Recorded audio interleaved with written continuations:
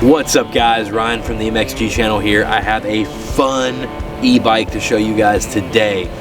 You know this is a motorcycle channel. I have a lot of motorcycle interests, but I also have bicycle interests. I love everything two wheels, mostly e-bikes, and because of that motorcycle passion, I'm always looking for e-bikes that kind of bridge that gap or just make sense to motorcycle people, and trust me, this one will today. Let's get into it. Open this thing up, bro. I want to check it out.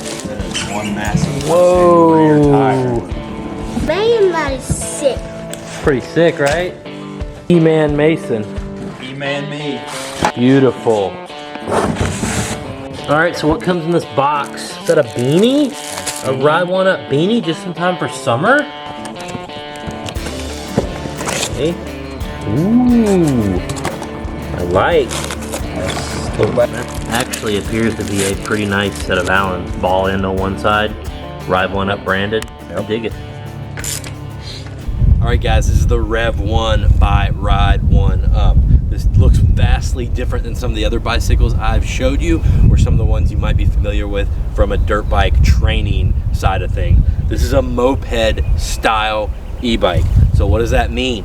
That means it's got a kind of a forward pedal set. It's a bike that's made to use the throttle more so. You can pedal it, not going to be the most comfortable thing to pedal. It's made to enjoy closer to as a motorcycle, but yet it's still technically a class 2 e-bike and would be legal in a lot of municipalities and jurisdictions because of that.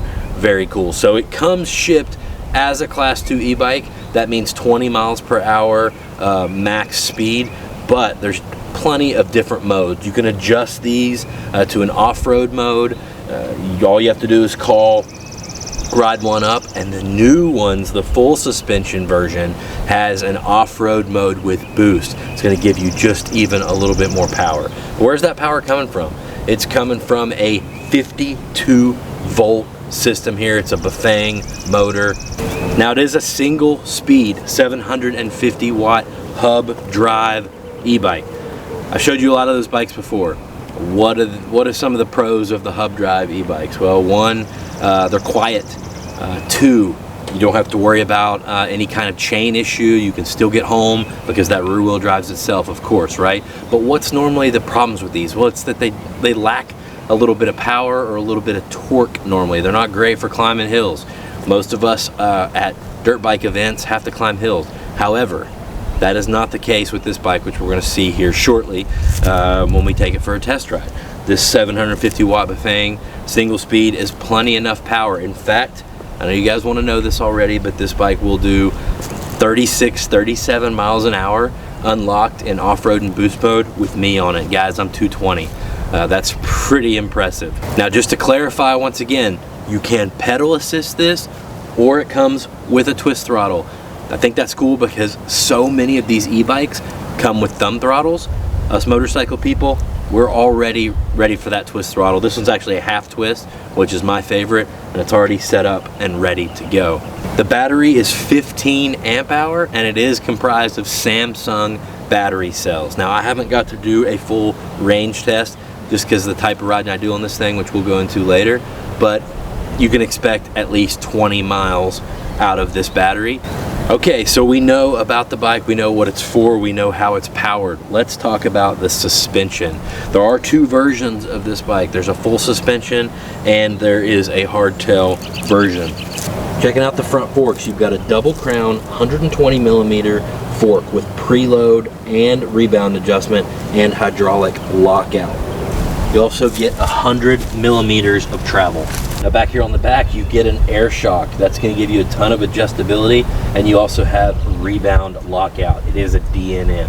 For the tires, guys, you're getting CST Scouts.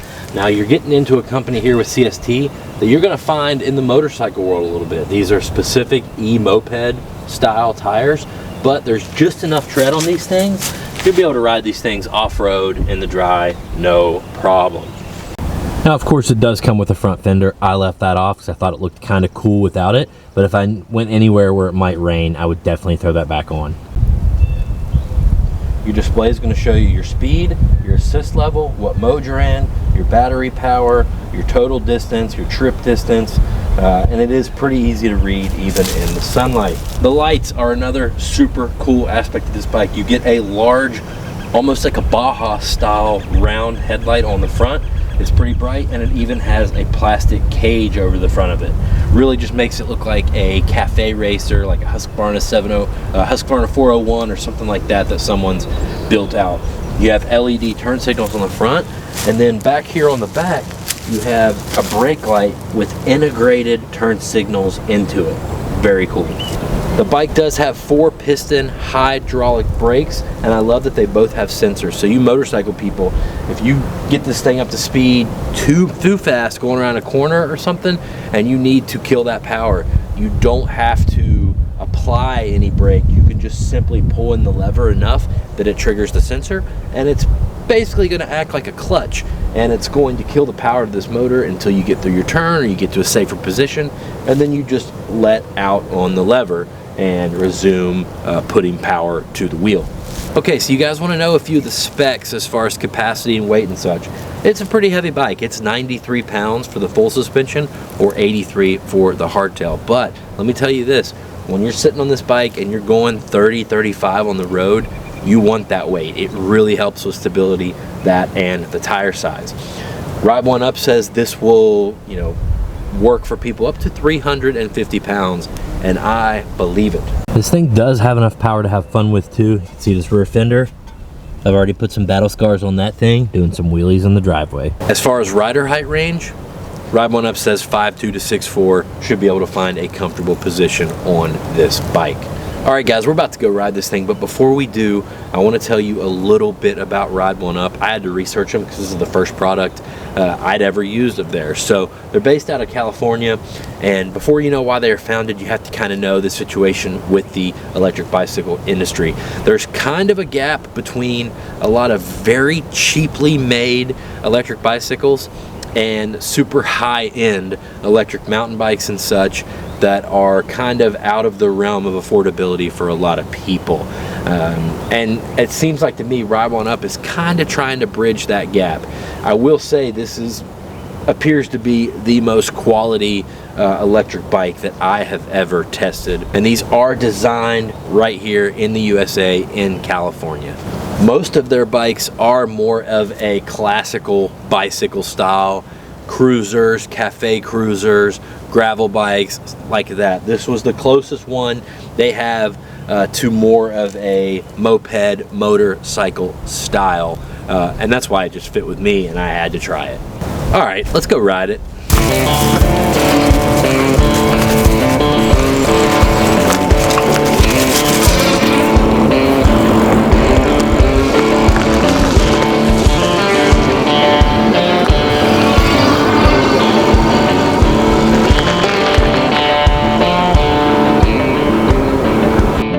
Guys, the Revv1 by Revv1 Up. First thing you notice when you get on this thing is how comfortable the ergonomics are.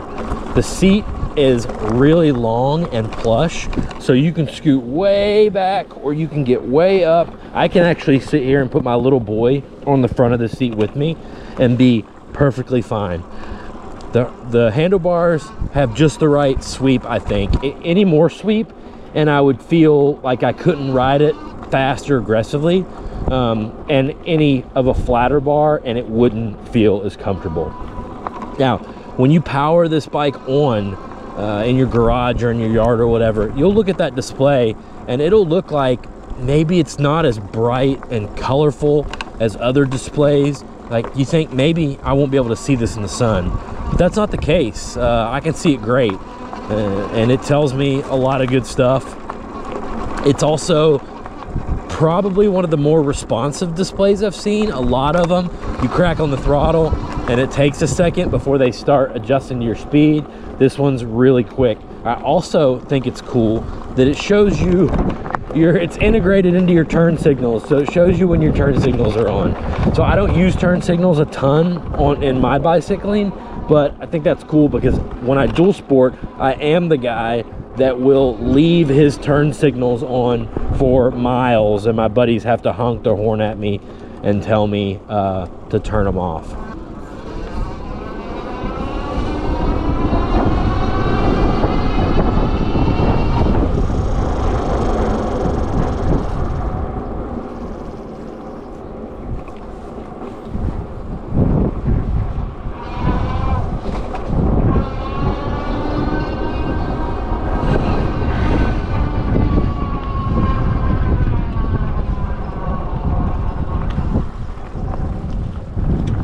All right, so let's completely, the wind, I'm all full.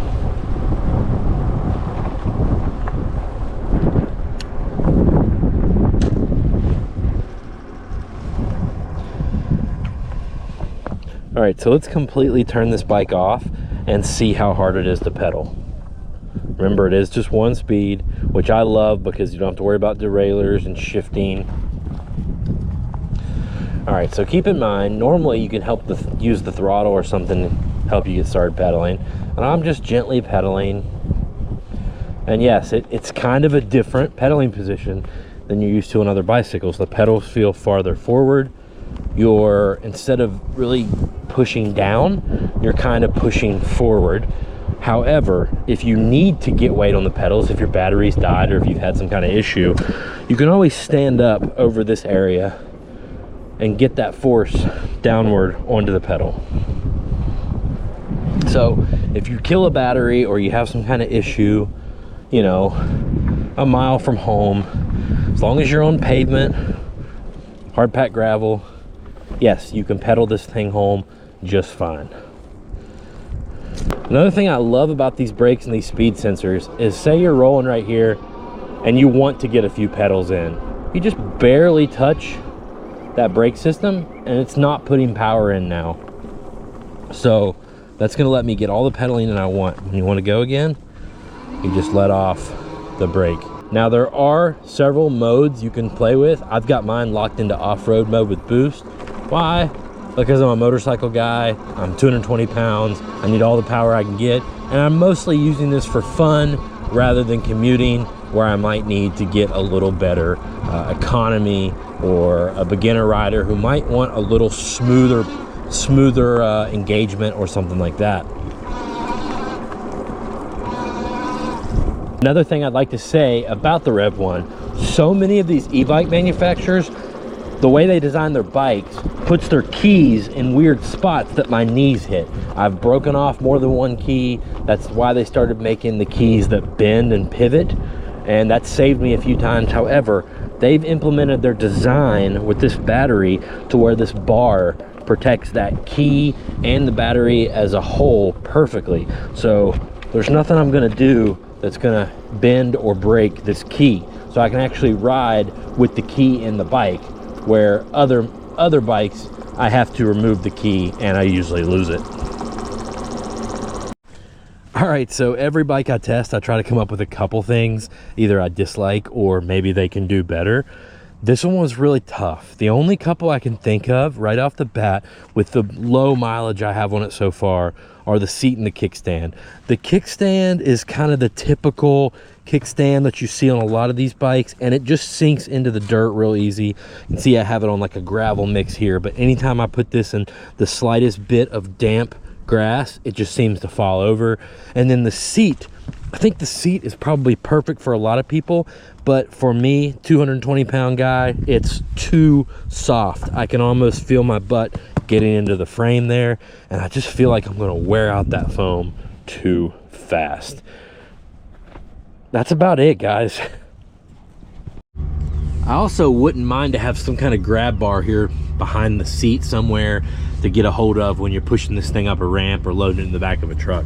There's also a really cool accessory for this from Revv1 Up. It's a cargo storage box, and it basically fits into this open area perfectly, and has like a similar slotted design to this, and it has a hinged door and you can store stuff in there. I think that's super cool, extremely handy. That's actually more storage space than a lot of bikes I've tested that are actually made for carrying things. So that's pretty cool. I'm probably gonna pick one of those up as well because it just makes sense. It keeps me from having to carry a backpack.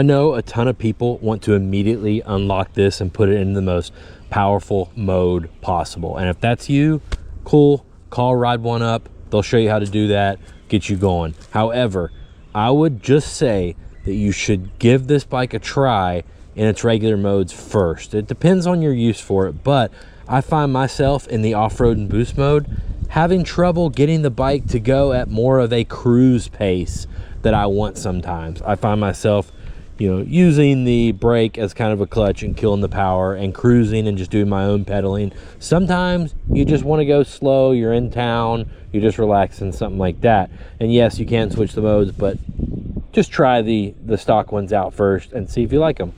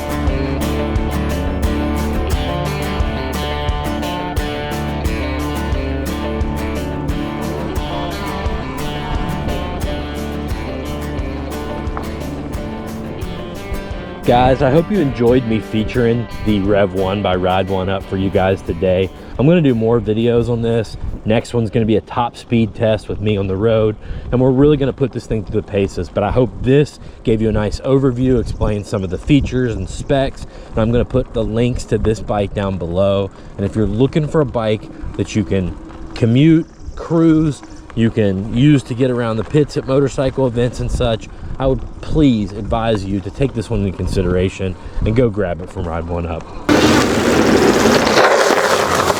I test a lot of e-bikes, guys. Most of them I test, I ride for a while, I let my friends and family ride, and then I send them down the road. However, I can tell you this with a lot of certainty, this one is not leaving my stable.